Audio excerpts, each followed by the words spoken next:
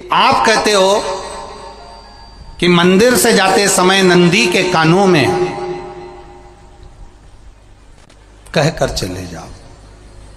बैठिए बैठिए बैठिए बैठिए। बहुत सुंदर प्रश्न है आपके, बहुत भाव से और आनंद से आपने करा, और जनमानस के कल्याण के प्रश्न है ये, केवल आपके लिए नहीं है, ये सबके लिए इतने जोरदार प्रश्न हैं। जो गलती भी करते होंगे तो उसको सुधार सकते। आपने कहा कि नंदी के कानों में कहना चाहिए। लोग हंसते हैं, कहते हैं बताओ वो नंदी के कानों में भगवान को कहना चाहिए। वैसे तो हम आपको एक बात बता दें कि दुनिया के लोग किसी दूसरे धर्म की कभी हंसी नहीं उड़ाते। दुनिया के लोगों को दूसरे का धर्म अच्छा लगता है। दुनिया के लोग सबसे ज्यादा हंसी उड़ाते हैं तो हमारे सनातन धर्म की ही उड़ाते हैं, और जी खुद उड़ाते हैं, दूसरा उड़ाने वाला नहीं होता। दूर के ढोल हमें समझ में आते हैं, उसका धर्म हमें समझ में आ गया, उनका क्या है ऐसा है, आओ कुछ नहीं, उनके धर्म में ऐसा है, कितना आनंद हमें दूसरे के धर्म में लग रहा है, और हमारा सनातन धर्म हमको बुरा लगता है। हमारे सनातन धर्म हमें बुरा लगने लगा। अरे भाई, लोग कहते हैं कि नंदी के कान में कहते हो, ये कोई हमारे पुराणों में या शास्त्रों में लिखा है? भगवती बहन साहू, आपको धन्यवाद देना चाहूंगा और एक बात कहना चाहूंगा। जितनी भी शिव महापुराण के अंतर्गत चाहे उपाय जो बताए जाते हैं कि बेलपत्री ऐसे चढ़ाना, काली मिर्च ऐसे चढ़ाना, चावल ऐसे चढ़ाना, धतूरा का क्या महत्व है, शमी के पत्ते का क्या महत्व है, बेलपत्री के पत्ते का क्या महत्व है, ये जितनी भी बातें बताई जाती हैं ये सब पुराण के अंतर्गत से बताई जाती है। अब दुनिया के लोग इसको चाहे टोटका कह दें, चाहे दुनिया के लोग इसे टोना कह दें, पर पुराण से हटकर कुछ नहीं। और आप लोगों को अगर बोला है कि नंदी के कान में कहकर भगवान शंकर के मन में बात पहुंचे, तो ये क्यों कहा, तो ये भी हमारी शिव महापुराण में लिखा है, जलंधर के चरित्र में। कोई आपसे कहे कि नंदी के कान में बोलने से क्या होता है, ये जलंधर का चरित्र कह रहा है। मां पार्वती जी का हस्त कमल पकड़कर जलंधर लेकर जाने लगा।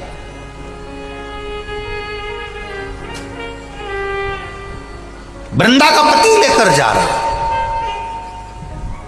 वृंदा तो भगवान की भक्ति में लीन रहती थी, उसको तो जलंधर को सबसे ज्यादा तकलीफ थी नारायण से, पर शिव के पास आ गया, क्योंकि ईर्षा प्रवृत्ति अभी कथा में कहा कोई कोई ऐसा होता है जिसको तुमसे बेर नहीं होता तो भी अंदर से ईर्षा जाग जाती है। कोई कोई ऐसा होगा जिसको अंदर से ईर्षा जागती है, अपने आप अंदर से ईर्षा जागती है, उसका कोई बेर नहीं, और ईर्षा जाग गई, भीतर से ईर्षा जाग गई। ना आप उससे मिले हो, ना कभी वो आप उसके सामने बैठे हो। कई लोग किसी ना किसी की बुराई करते हैं तो हम लोग पूछ भी लेते हैं, क्यों साहब उनसे मिलकर आए हो क्या तुम? कभी नहीं मिल किया, कभी उनका सामना हुआ नहीं हुआ, तो फिर बुराई क्यों कर रहा? एक ने कर दी थी इसलिए हमारे ध्यान में था तो हमने भी कर दी। लो, वो कुआं में डूब के मरेगा तो तू भी मरेगा का? नहीं। नंदी सामने बैठा है, गणेश जी को मालूम पड़ गया, कार्तिकेय को मालूम पड़ गया, मां पार्वती जी का हस्त कमल जलंधर ने पकड़ लिया और लेकर चला। मालूम पड़ गया, तब नहीं रहा गया। गणेश जी को क्रोध आ गया और गणेश जी महाराज आए, शिव जी को जगाने लगे, पिताजी पिताजी पिताजी कर कर जगाया, उठो पिताजी, पिताजी उठिए,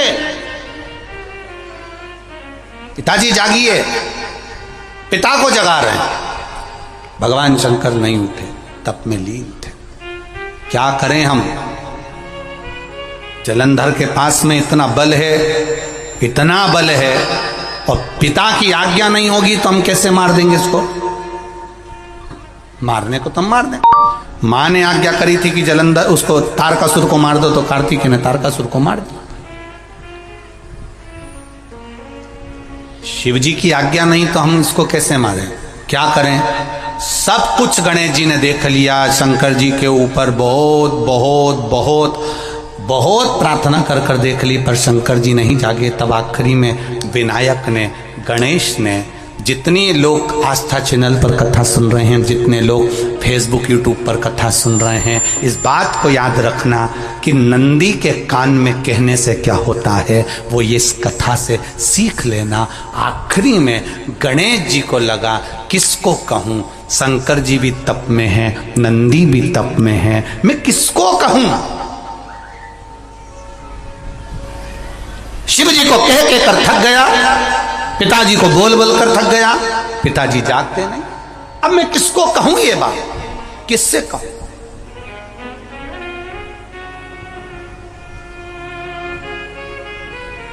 विनायक गए सीधे अब नंदी के पास में।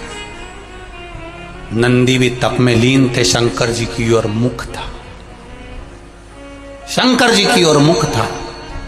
गए और जाकर तुरंत विनायक ने नंदी के कानों में जाकर कहा, नंदीश्वर, मैया का हाथ पकड़कर जलंधर लेकर जा रहा है, पिताजी तप में लीन है, कृपा करिए ना। बस केवल नंदी के कान में कहा, गणेश जी दूर हट गए। नंदी के कान में कहा, शंकर जी के नेत्र खुल गए, शिव जी के नेत्र खुले। ध्यान देना जरा, इस शिव महापुराण की, आशुतोष शिव महापुराण की कथा, जो कथा यहां कही जा रही है, यह कथा पहले के चरित्रों में सुनने को नहीं मिली होगी। जरा ध्यान देना इस संवाद पर, जितने लोग आस्था चैनल पर, जितने फेसबुक यूट्यूब पर सुन रहे हैं। सनातन धर्म की हंसी उड़ाने वाले कह देते हैं नंदी के कान में कहने से क्या होता है, नंदी के सामने जाकर बोलने से क्या होता है, नंदी के पास बैठकर बोलने से क्या होता है, नंदी के पास बैठकर शंकर जी का मात्र दीदार करने से क्या होता है, दर्शन करने से क्या होता है। वो अच्छे से समझ लेना, जो लोग सनातन धर्म पर उंगलियां उठाते हैं, वो अच्छे से समझ लें इस बात को।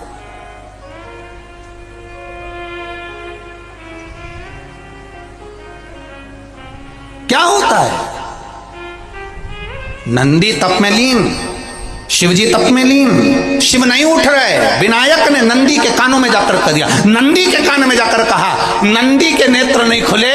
नेत्र किसके खुले? जम के बोलो, महादेव के खुले हैं, शिव जी के खुले हैं। ये मन का तार, नंदी शंकर की आराधना कर रहे थे, शिव अपनी भक्ति में डूबे थे। यहां कहा, यहां पहुंचा, जो दिल में था उस तक बात पहुंच गई। नंदी के दिल में शिव थे, तुम कहे, नंदी ने शंकर तक बात पहुंचा दी। वो सूत्र जो बंधा था दिल से दिल तक का, वो पहुंच गया। वो सूत्र जो दिल से दिल तक बंधा हुआ था, मन से बंधा हुआ था, खबर वहां तक पहुंच गई, खबर पहुंच गई। लुटाइए, ये मौका मिला है आनंद का, दिल से प्रेम लुटाओ। नंदी से कहा, नंदी ने देवादिदेव महादेव से नहीं कहा, केवल नंदी आंख बंद कर कर बैठे थे। कहते से ही भगवान गणेश के शब्द शिव जी तक पहुंच गए, शिव जी के नेत्र खुल गए और उन्होंने जलंधर के पास पहुंचकर पार्वती जी का हस्त कमल छुड़वाया। जरा विचार करिएगा, आप नंदी से कहते हो मेरे महादेव तक बात पहुंच जाती है, आपको केवल नंदी से प्रेम से कहना है, नंदीश्वर मेरे बाबा, ए मेरे बाबा, आप रोज शिव जी को लेकर भ्रमण पर निकलते हो, मुझे बहुत दुख है, आप मेरे दुख को मिटाने के लिए मेरे दरवाजे पर क्यों नहीं आते? नंदीश्वर से कहा, शिव जी तक बात पहुंच जाएगी, शंकर के नेत्र आपके लिए खुल जाएंगे और महादेव आपके यहाँ खड़ा मिलेगा, मेरा महादेव आपके पास में खड़ा मिलेगा। आशुतोष शिव महापुराण की कथा कहती है, लोग कहते हैं नंदी को कहने से क्या होता है, ये शिव पुराण कह रही है। कहा वहां तक पहुंचा, दिल से दिल का कंटेक्ट।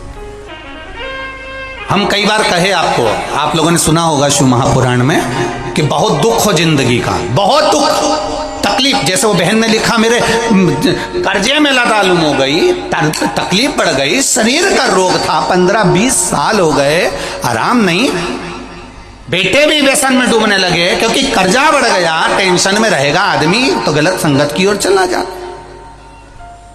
व्यसन में आदमी पड़ने लगा, केवल टेंशन के चक्कर में। और आखिरी में हुआ क्या? शिव तत्व को जाना। आपसे भी निवेदन है, जब दुख की घड़ी अपार हो, समस्या बड़ी हो, बहुत तकलीफ हो, बहुत कष्ट हो, एक लोटा जल जब महादेव को चढ़ाने के लिए जाओ, चढ़ाकर 2 क्षण मंदिर के अंदर नंदी के पास 2 क्षण बैठकर मेरे महादेव को निहारना। अपने दिल की बात उसके पास में बैठकर नहीं भी कहोगे ना, तो नंदी के पास मात्र बैठ भी गए, उस नंदीश्वर के पास मात्र बैठ गए, तो वो तुम्हारे दिल की बात समझ जाएगा। तकलीफ बढ़ गई ना, कोई बात नहीं, दवाई खाओ, डॉक्टर को दिखाओ, पर एक बार उस जल को शिव जी पर चढ़ाओ। चढ़ाकर जल लेकर जब घर जा रहे हो, 2 क्षण मेरे नंदीश्वर के पास में बैठ जाओ। नी भी कुछ कहना है मत कहो, एक बार उसके करीब में बैठकर दिल से, मन से मेरे महादेव से जो कहना चाहती हो, बस मन में भी धर लिया, तो मेरे नंदी ने सुनकर वो महादेव से कह दिया, दुनिया का सबसे ज्यादा तप करने वाला, समाधि में लगने वाला, साधना करने वाला, व्रत करने वाला, उपवास करने वाला, तब साधना में लीन होने वाला कोई है तो वो नंदीश्वर है, जो शिव जी के सामने बैठकर उनके सामने हमेशा सामने मुख कर कर तप में लीन रहे। कितने लोग हैं जो भगवान नंदी के कानों में कुछ कहकर आते हैं? बोले हो कभी? सीधे बोल देते हो क्या जाकर? नंदी के कानों में कहने का भी एक तरीका है, आप लोगों को मालूम होगा वो तरीका? नहीं मालूम? ये बेलपत्री की जो डंडी रहती है ना, बीच का जो भाग है, ध्यान दिए ना जरा सा, ये बीच की जो डंडी है, फिर से देखिए, बेलपत्री के 2 पत्ते और उसके पास में जो बीच की जो डंडी का भाग, पास में जो बीच की जो डंडी का भाग है, दिख रहा है आप लोगों को? ये 2 डंडी, ये बीच की 2 पत्ती और उसके बीच में जो 2 डंडी का भाग, आप लोगों को मालूम होगा वो तरीका? नहीं मालूम? ये बेलपत्री की जो डंडी रहती है ना, बीच का जो भाग है, ध्यान दिए ना जरा सा, ये बीच की जो डंडी है, फिर से देखिए, बेलपत्री के 2 पत्ते और उसके पास में जो बीच की जो डंडी का भाग है, दिख रहा है आप लोगों को? ये 2 डंडी, ये बीच की 2 पत्ती और उसके बीच में जो 2 डंडी का भाग होता है। जब हम देवादिदेव महादेव से कोई बात कहने वाले होते हैं ना कि बाबा बहुत दुखी हूँ, बाबा बहुत तकलीफ चल रही है, बाबा मैंने एक कंपटीशन एग्ज़ाम में परीक्षा दी है, बाबा मेरे जीवन में ये तकलीफ हो रही है, बाबा, तब इस बेलपत्री की जो ये डंडी होती है, इस उंगली से, इस अंगुष्ठ से इस डंडी को पकड़ा जाता है और बाबा के कर्ण में कहने से पहले ये हाथ को नंदी के ऊपर रखकर फिर हम बाबा के नंदी के कानों में कहते हैं और चलते समय इस बेलपत्र को अशुभ सुंदरी की जगह पर चढ़ाकर वापिस सजाते हैं। देवादिदेव महादेव को पार्वती की बात मानना ही पड़ती है और वो कहना ही पड़ता है। ये बेलपत्र की महत्व है। ये जितना फल एक बेलपत्र की पत्ती में, उतना की उतना फल हम आपसे फिर कहेंगे। कभी मौका मिल जाए जिंदगी में, कभी तुम्हारे जीवन में अगर मौका मिले और कहीं बेलपत्री का वृक्ष मिल जाए जिसकी छांव तुम्हारे ऊपर पड़ रही हो, तुम्हारे ऊपर अगर बेलपत्री की छांव पड़ रही हो, उसके नीचे बैठकर कभी मौका मिले, एक बेलपत्री का पत्ता मात्र रखकर आप शिव जी का नाम लेकर जल भी अगर समर्पित कर रहे हो ना, तो वो 12 ज्योतिर्लिंग को जल चढ़ाने के बराबर फल प्रदान कर। एक बेलपत्री का पत्ता, एक बेलपत्री का वृक्ष, एक बेलपत्री के वृक्ष की छांव हमारे जीवन को कृतार्थ कर देती है, धन्य कर देती है, कृतार्थ। तो जिस जगह पर नंदी मेरे मंदिर के बाहर बैठा रहेगा,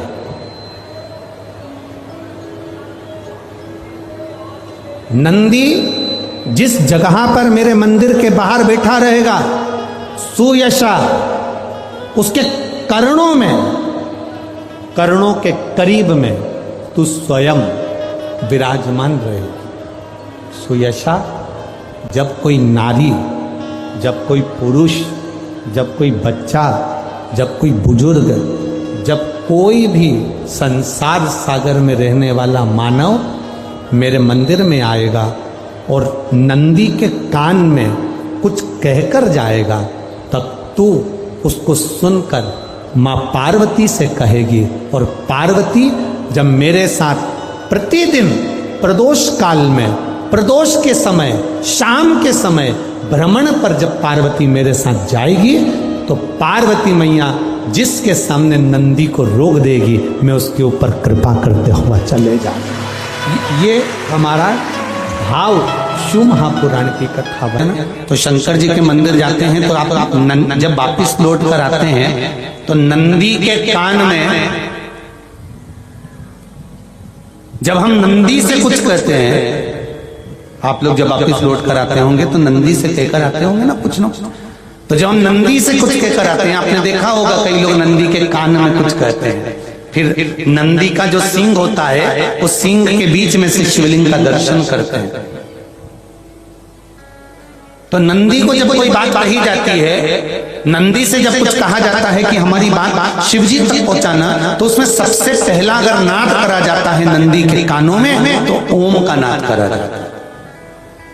आप सीधे जाकर अगर कहेंगे नंदी को कि हमारी ये बात है, आप बात तक पहुंचा देना, तो नंदी उस बात को कहे चाहे नहीं कहे, पर जब आप नंदी के कान में ओम कहने के बाद में अपने हृदय की बात कहते हैं, तो जैसे एक पत्र आपने भेजा और पत्र को तुमने लिफाफे के अंदर रख दिया, रखने के बाद में तुमने एड्रेस भी लिख दिया, समझ लेना बहुत अच्छे से। एड्रेस लिखने के बाद में तुमने अपना मोबाइल नंबर भी लिख दिया, सब कुछ कंप्लीट करके अब इस लिफाफे को तुमको भोपाल भेजना है सागर से, और तुमने ले जाकर इस लिफाफे को डाकघर के डब्बे में डाल दिया।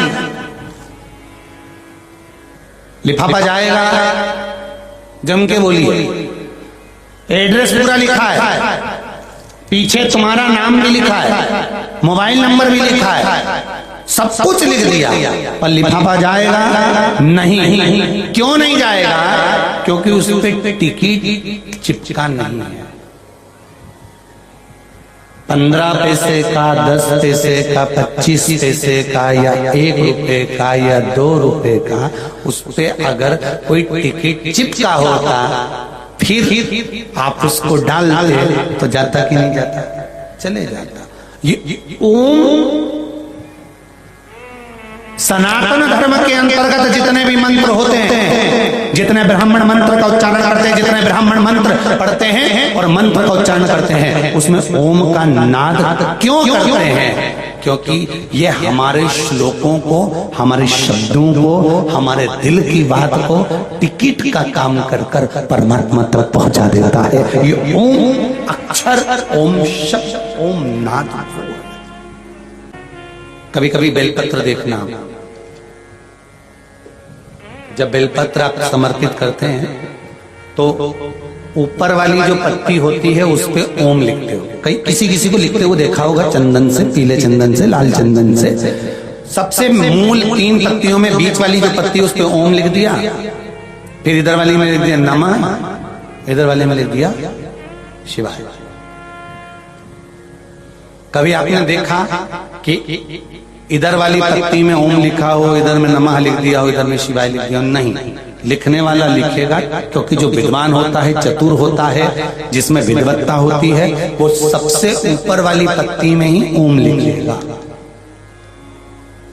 क्योंकि उसको मालूम है ये ब्रह्मा है, ये विष्णु है और ऊपर शिव है। इन दोनों का समावेश ओम में है, इसलिए वो सबसे पहले